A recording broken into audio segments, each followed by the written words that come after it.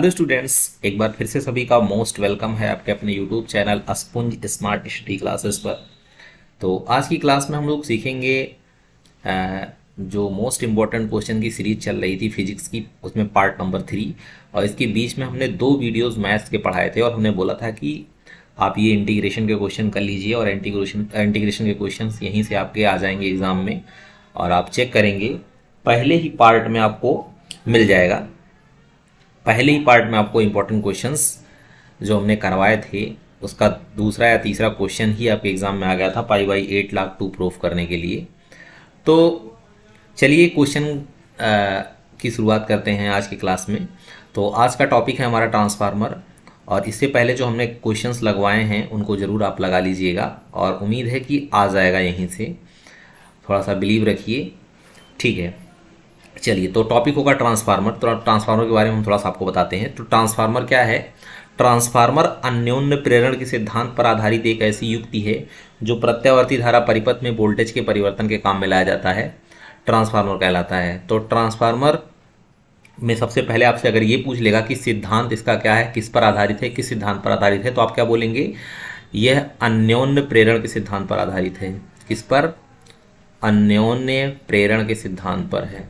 अन्योन्य प्रेरण के सिद्धांत पर आधारित है, के सिद्धांत पर आधारित है। आधारित है क्या है भैया? अन्योन्य प्रेरण के सिद्धांत पर आधारित है। और ये कितने प्रकार का होता है? तो यह 2 प्रकार का होता है ना। ट्रांसफार्मर 2 प्रकार का होता है, आप लिख सकते हैं यह 2 प्रकार का होता है। 2 प्रकार का होता है। पहला होता है आपका स्टेप अप यानी ऊंचाई ट्रांसफार्मर, और दूसरा होता है स्टेप डाउन। तो पहला आपका हो जाएगा ऊंचाई ट्रांसफार्मर। मैं लिख दे रहा हूँ ऊंचाई यानी स्टेप अप, इसको अंग्रेजी में स्टेप अप बोलते हैं, ऊंचाई ट्रांसफार्मर। और एक होता है आपका स्टेप डाउन। तो भैया ऊंचाई ट्रांसफार्मर क्या होता है? देखो, ऊंचाई ट्रांसफार्मर क्या करता है? यह निर्बल प्रत्यावर्ती धारा को प्रबल प्रत्यावर्ती धारा में परिवर्तित करता है। और इसका आप डायग्राम ऐसे छोटा सा बना देंगे।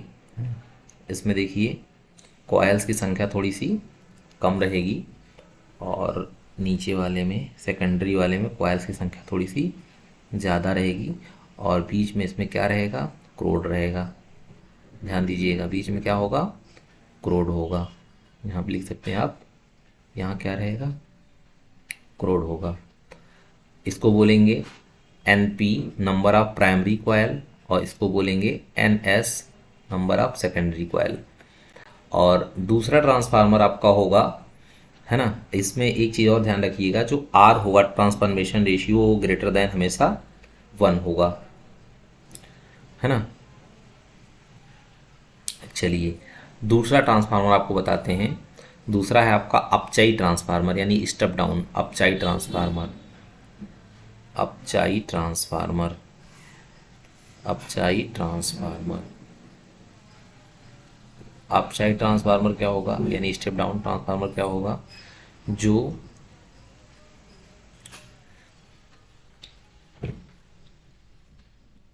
मतलब प्रबल प्रत्यावर्ती धारा को निर्बल प्रत्यावर्ती धारा में परिवर्तित कर दे, उसको क्या बोलेंगे? अपचाई ट्रांसफार्मर।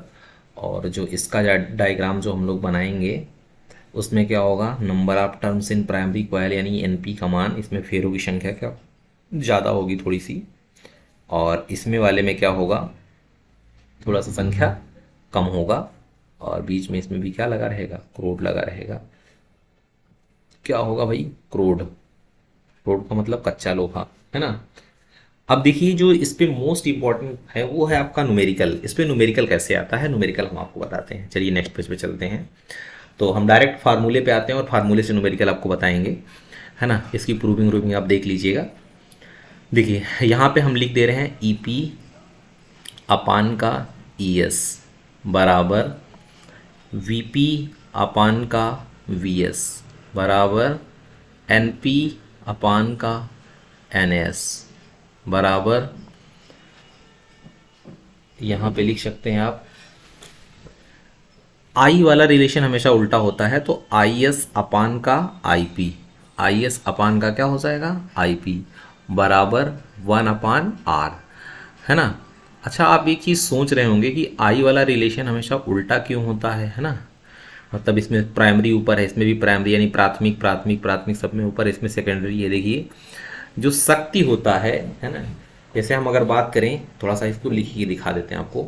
हम लिख रहे हैं प्राथमिक कुंडली में शक्ति, क्या लिख रहे हैं, प्राथमिक कुंडली में शक्ति, प्राथमिक कुंडली में शक्ति बराबर द्वितीयक कुंडली में शक्ति, द्वितीयक कुंडली में शक्ति,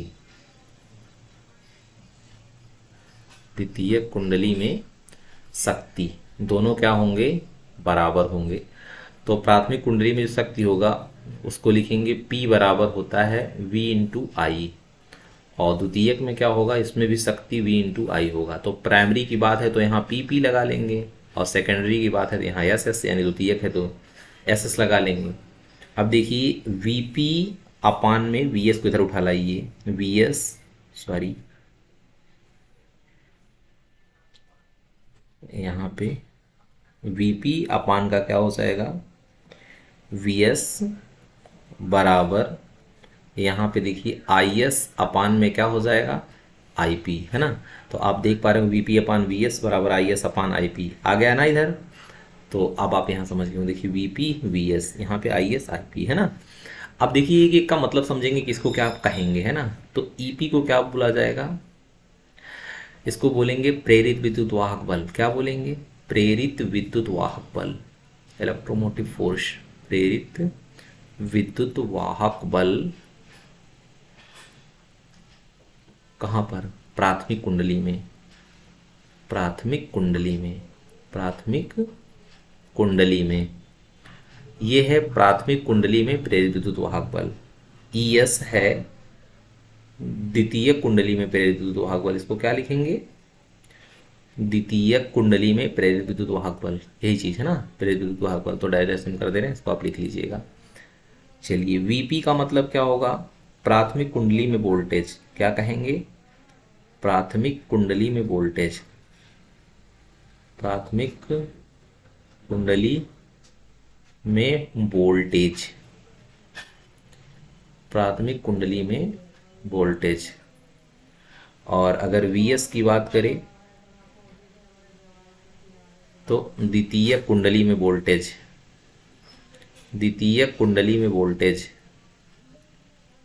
द्वितीय कुंडली में वोल्टेज आ जाएगा, ठीक है। अगर हम NP की बात करें, N का मतलब होता है फेरों की संख्या, तो यहाँ पे क्या लिखेंगे आप, प्राथमिक कुंडली में फेरों की संख्या, प्राथमिक कुंडली में फेरों की संख्या, प्राथमिक कुंडली में फेरों की संख्या, फेरों की संख्या, एक मिनट,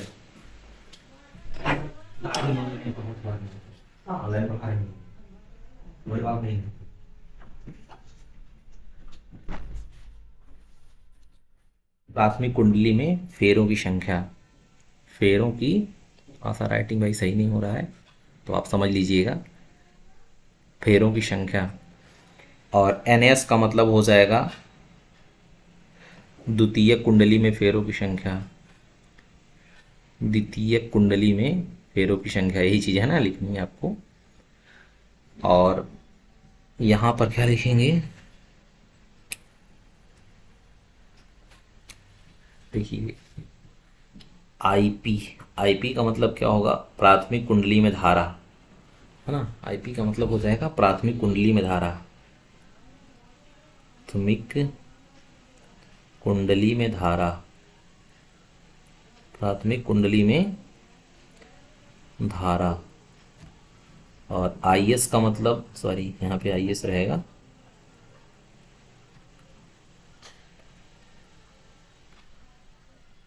IS का मतलब यहाँ पर द्वितीय कुंडली में धारा हो जाएगा, क्या हो जाएगा, द्वितीयक कुंडली में धारा, लिख लीजिएगा भाई। और आपका बचा है R को बोला जाएगा परिणमन अनुपात, क्या बोला जाएगा, परिणमन अनुपात, तो बोला जाएगा परिणमन अनुपात। ठीक, तो ये है आपका फार्मूला। इसी फार्मूले पे जो है न्यूमेरिकल लगाना है हमें, है ना। तो आप ध्यान से देखिएगा कि इस पे न्यूमेरिकल्स कैसे लगाएंगे और किस तरीके के न्यूमेरिकल्स इस पे पूछे जाते हैं। उम्मीद है कि आपको अच्छे से समझ में भी आएगा। और एक कभी कभी एक फार्मूला और है, उस पर भी पूछ लिया जाता है, तो उसको भी हम लिख लेते हैं। ट्रांसफार्मर की दक्षता, यहाँ नीचे हम लिख दें बगल में, ट्रांसफार्मर की दक्षता, ट्रांसफार्मर की दक्षता, ट्रांसफार्मर की दक्षता, इफिशियंसी ऑफ ट्रांसफार्मर। तो वो है ईटा बराबर निर्गत शक्ति बटे निवेशी शक्ति। इसको क्या लिखेंगे, निर्गत शक्ति बटे निवेशित शक्ति, निवेशित शक्ति, निवेशित शक्ति, और इनटू में क्या हो जाएगा 100।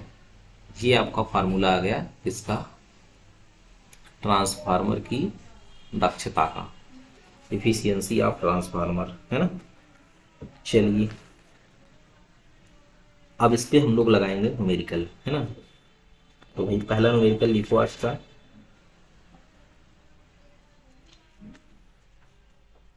लिखेंगे एक ट्रांसफार्मर का, क्वेश्चन में यहाँ पे लिख रहा हूँ, 1 मिनट पेन चेंज कर लेते हैं ना, ब्लैक कर लेते हैं। देखो, एक ट्रांसफार्मर का, एक ट्रांसफार्मर का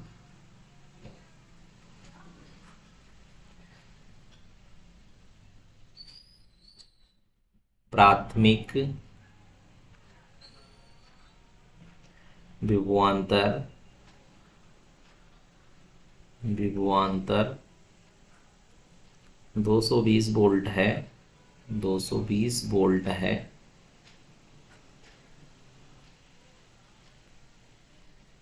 ट्रांसफार्मर के, ट्रांसफार्मर के प्राथमिक व द्वितीयक, प्राथमिक व द्वितीयक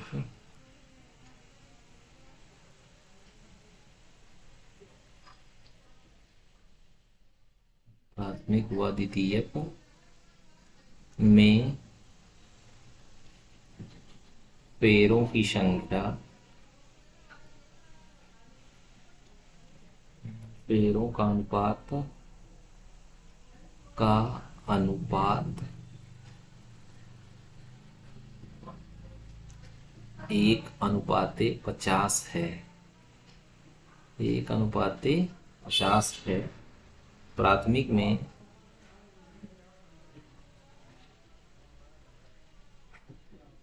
प्राथमिक में 20 एम्पियर की धारा बह रही है, 20 एम्पियर की धारा बह रही है, धारा बह रही है, बह रही है।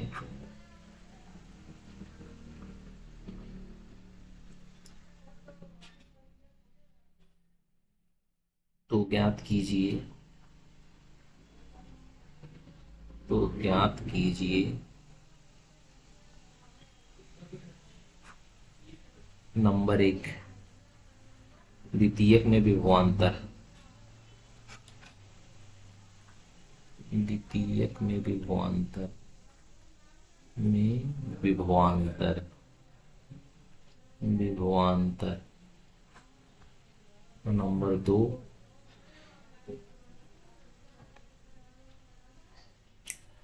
परिणमन अनुपात,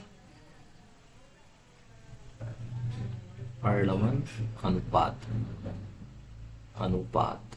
ध्यान से देखिए भाई, पेन थोड़ा सा हम चेंज कर लेते हैं कलर इसका, फिर बताते हैं आपको। चलिए इसका सलूशन करेंगे हम लोग।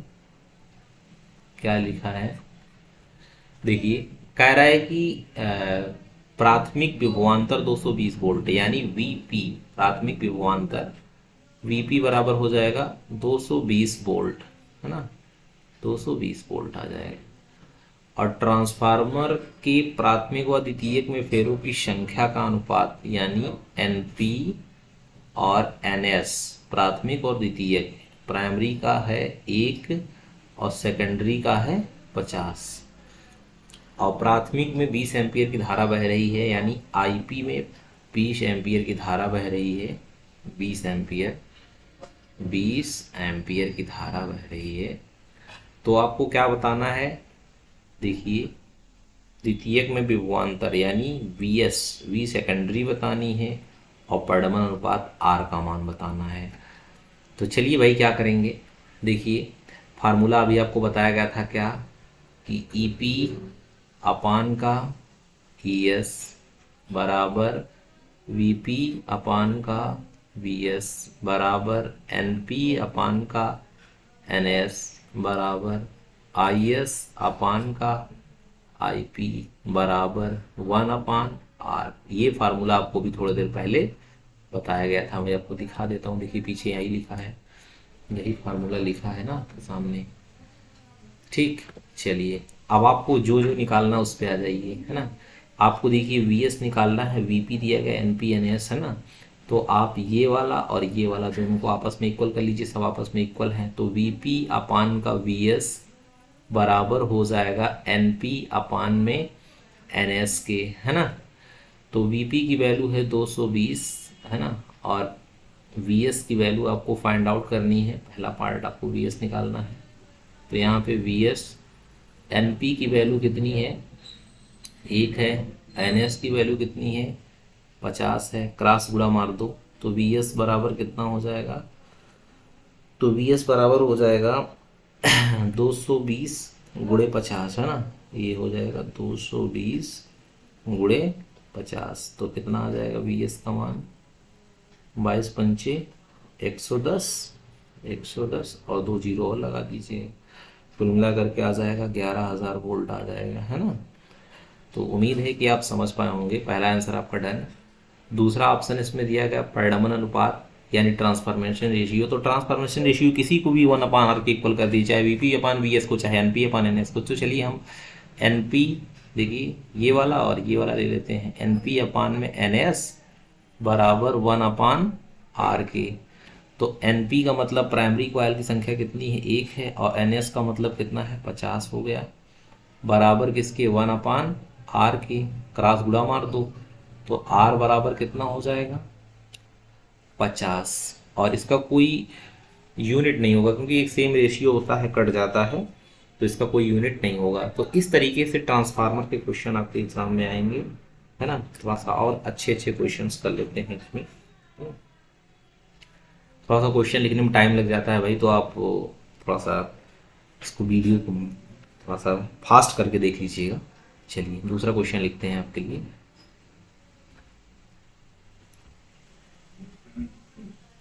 एक आदर्श ट्रांसफार्मर, एक आदर्श ट्रांसफार्मर, एक आदर्श ट्रांसफार्मर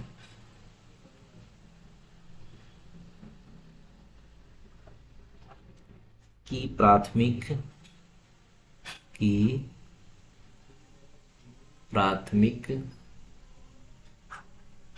एवं द्वितीयक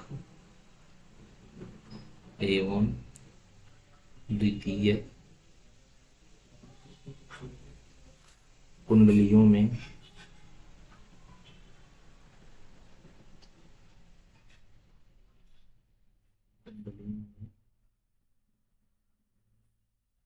फेरों की संख्या,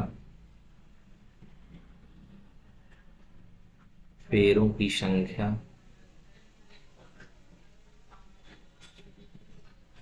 1100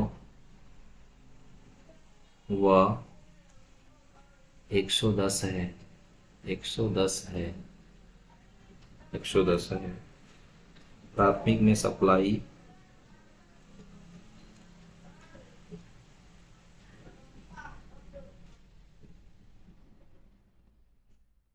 प्राथमिक में सप्लाई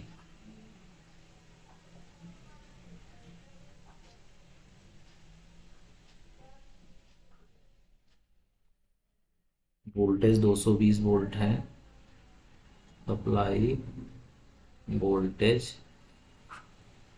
220 वोल्ट है, 220 वोल्ट है। यदि द्वितीय कुंडली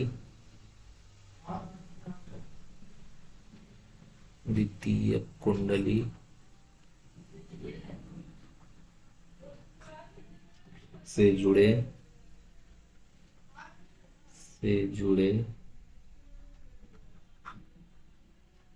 यंत्र की प्रतिबाधा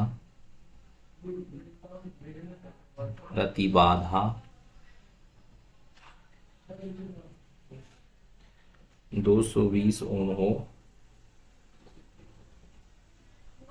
220 ओम हो, तो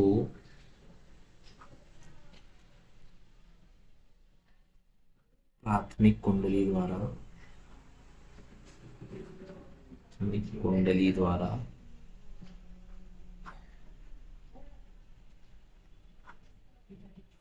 ली गई धारा का मान ज्ञात कीजिए।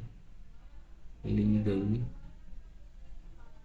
धारा का मान ज्ञात कीजिए। धारा का मान ज्ञात कीजिए।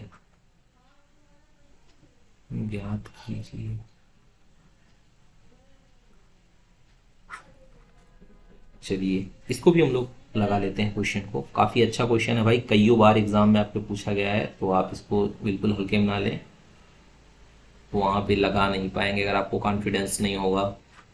देखिए क्या दिया गया आपको, एक आदर्श ट्रांसफार्मर की प्राथमिक और द्वितीय कुंडलियों में फेरों संख्या यानी एनपी और एनएस दिया गया है। तो एनपी का मान आपका दिया गया है 1100 और एनएस का मान दिया गया है 110। सप्लाई वोल्टेज प्राथमिक में यानी वीपी का मान आपको दिया गया है 220। द्वितीय कुंडली से जुड़े यंत्र की प्रतिबाधा को जेड से द्वितीय कुंडली कह रहा तो जेड एस लिख लीजिए। ये भी है 220 ओम, है ना, और ये है वोल्ट में। तो प्राथमिक कुंडली द्वारा ली गई धारा का मान ज्ञात कीजिए आईपी। देखिए आप एक चीज़ ध्यान दीजिए, जैसे एनपी एनएस दिया गया है तो वीपी दिया गया है, वीएस निकालना आपके लिए आसान है, लेकिन आईएस तब निकलेगा या आईपी तब निकलेगा जब आईएस पता होगा, है ना। तो सबसे पहले आप आईएस निकाल लीजिए। तो आईएस निकालने के लिए वीएस पहले चाहिए आपको, तो यहाँ पे आप फार्मूला लगाइए, एनपी अपान में एनएस बराबर वीपी अपान में वीएस, वीपी अपान में वीएस। तो एनपी की वैल्यू कितनी है 1100, एनएस की वैल्यू कितनी है 110, वीपी की वैल्यू कितनी है 220, वीपी की वैल्यू कितनी है 220 है, और वीएस यहाँ से आप फाइंड आउट कर लीजिए। देखिए 0 से 0 गया, है ना, 11 से 10 बार में, तो 1 0 से 1 0, वीएस कैसे गुणा कर लेंगे 1 में, तो क्या आ जाएगा वीएस बराबर कितना 22। तो वीएस बराबर कितना आ जाएगा 22 वोल्ट आ जाएगा, है ना। वीएस का मान कितना आ गया 22 वोल्ट। इसके बाद आपको निकालना है यहाँ से आईएस। तो ये फार्मूला आपने पढ़ रखा हो, परिवर्तित प्रतिबाधा जेड बराबर होता है वी अपान में आई, है ना। तो अगर यहाँ से एस लिखेंगे तो इसमें भी एस, इसमें भी एस कर लीजिए। तो जेड एस की वैल्यू 220 है, तो यहाँ पे क्या कह लेंगे 220, और वी एस की वैल्यू कितनी है 22, और आई एस आपको निकालना है। आई एस को इस तरफ कर लीजिए, तो यहाँ पे कितना हो जाएगा, है ना, ये 22, और यहाँ पे बटे में आ जाएगा 220, है ना। आई एस यहाँ 20, 220 यहाँ, तो 22 से कम 22, 22 दहम 220। तो आई एस बराबर कितना हो जाएगा, 1 में 10 से भाग करा देंगे तो कितना हो जाएगा 0.1, ये कितना आ जाएगा 0.1 एम्पियर, है ना। 1 में 10 से भाग करा दीजिए 0.1 एम्पियर आ जाएगा। अच्छा, अब इसके बाद आपको क्या निकालना है, आपको निकालना है आईपी। अब आप क्या लगा देंगे, वीपी अपान वीएस लगा दीजिए, चाहे एनपी अपान एनएस लगा दीजिए, चलिए जो भी लगाना हो। वीपी अपान में वीएस और बराबर, यहाँ पे आई वाला रिलेशन हमेशा उल्टा होता है, तो आई एस अपान का क्या हो जाएगा IP, V P upon V S बराबर I S upon I P. तो वी पी की वैल्यू कितनी है 220 है, और वी एस की वैल्यू कितनी है 22 है, और आई एस की वैल्यू कितनी है, आई एस की वैल्यू है 0.1 है ना, और आई पी की वैल्यू आपको फाइंड आउट करनी है। तो आई पी को यही रहने दीजिए, कोई दिक्कत नहीं। 22 दहा में 220 10 आ जाएगा, तो यहाँ आई पी चला जाएगा 10 आई पी बराबर कितने के 0.1 के, या फिर आई पी बराबर कितना हो जाएगा 0.1 और अपान में क्या हो जाएगा 10। जब 10 से डिवाइड हो जाएगा तो एक अंक दशमलव और पीछे हो जाएगा, तो 0.01 एम्पियर। ये क्वेश्चन कई बार आपके एग्जाम में पूछा गया है, तो आप इसको अच्छे से रिवीजन कर लीजिएगा, और जो क्वेश्चन आपको पहले बताएगा उसको भी रिवीजन कर लीजिएगा, बाकी ट्रांसफार्मर की थ्योरी पढ़ लीजिएगा, है ना। और हम एक पार्ट इसका और बता देंगे, दो तीन क्वेश्चंस और करा देंगे, और जितने भी पार्ट अल्टरनेटिंग करंट के हमारे द्वारा बताए गए हैं उनको आप जरूर लगा लीजिए, ताकि आपके एग्जाम में अल्टरनेटिंग करंट का क्वेश्चन गलत ना हो। ठीक है, तब तक के लिए देखते रहिए। बाय बाय, जय हिंद, जय भारत। मिलते हैं नेक्स्ट क्लास में। Thank you.